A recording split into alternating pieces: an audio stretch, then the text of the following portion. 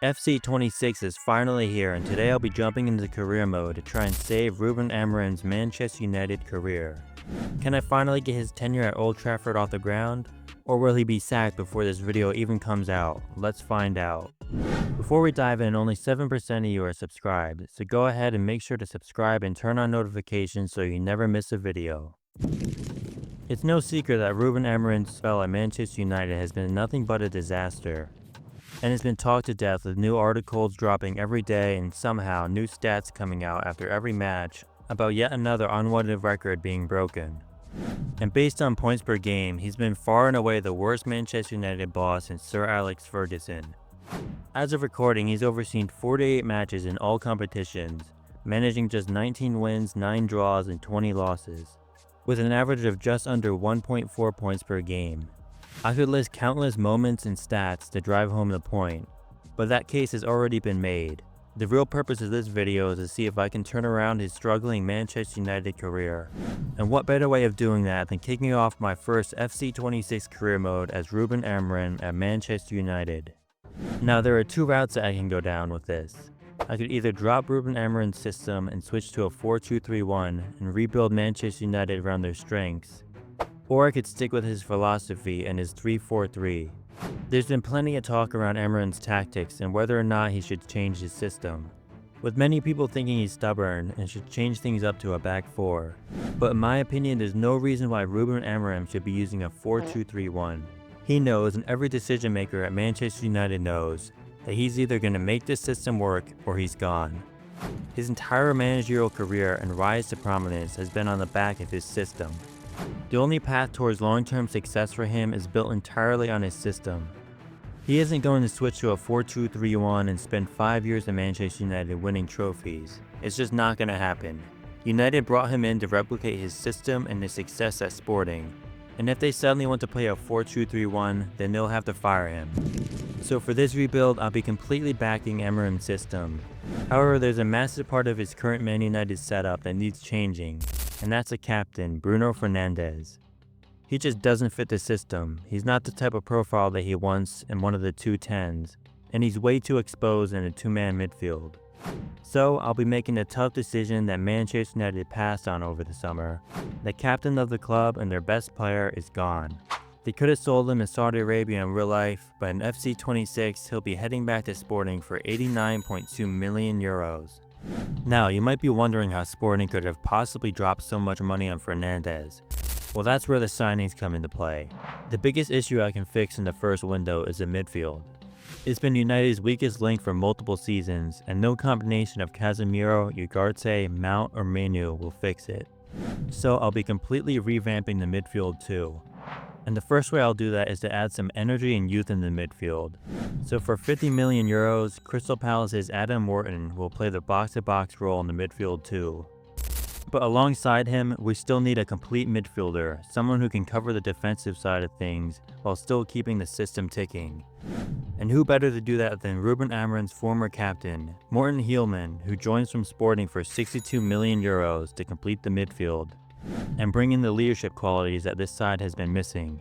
With Fernandes gone, Hielman will take the armband, and at last, United will have an actual functional midfield to build upon. And so the new era without Bruno Fernandes began with a season opener against Arsenal. United's rebuilt midfield was on full display, while Arsenal arrived with Amorim's former star Victor Gyökeres starting up top. Unfortunately, aside from a few rough tackles, the match was largely uneventful. Neither side's new signings managed to make an impact, and despite Arsenal holding a slight advantage throughout, they couldn't convert into a breakthrough. In the end, it finished 0-0. Hardly thrilling, but still, it was a stronger start than United managed in real life. The chance to make an even stronger start than in real life quickly arrived with a trip to Craven Cottage. And it didn't take long to confirm that, as Cunha's 19th minute cross was met by Benjamin Sesko, who nodded home for his first goal for the club. The strike proved decisive, sealing a 1-0 win for United in the first 3 points of the season. The momentum carried into the next match, where Adam Wharton opened his account with another crucial goal for United and yet another 1-0 victory. And just like that, Amorim's Manchester United had already surpassed their real-life counterparts ending match week 3 with 7 points. But the true test for this rebuild looms on the horizon, with back-to-back clashes against Manchester City and Chelsea set to reveal just how far along this side had come. The Manchester derby was up first, with Amorim and his side arriving in good spirits. And there would be a surprise alteration to the starting lineup, with new signings Sen and Lamens coming in to replace Altay Bayindir. It was a massive call for Ruben Amorim, and unfortunately for him and Lamens, United's defense would let them both down immediately. A weak pass from Luke Shaw was picked off by Haaland, and despite the initial save, Lamens was left picking the ball out of his own net just seconds into his Manchester United debut. But to their credit, United responded well after the poor start. A nice sequence of build-up play saw Patrick Dorgu just drag his shot past the post, an encouraging show of spirit from Manchester United. But their defensive frailties continue to show, with a series of failed clearances almost leading to Haaland's second goal of the game. But the young Belgian keeper showed incredible reflexes, stopping the best striker in the world with an outstretched leg.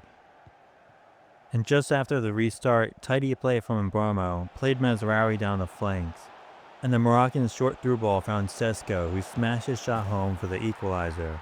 There's nothing that City's new goalkeeper Donnarumma could do about it, as Manchester United's young gun equalized in the Manchester derby.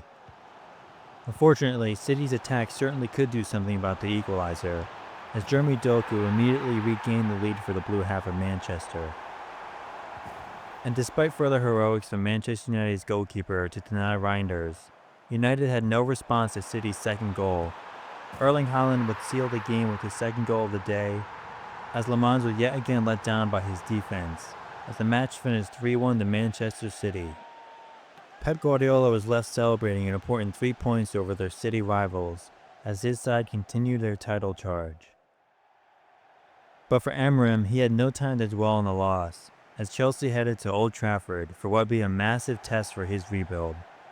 Despite playing well and showing plenty of fighting spirit, United's defense had let them down in the previous match.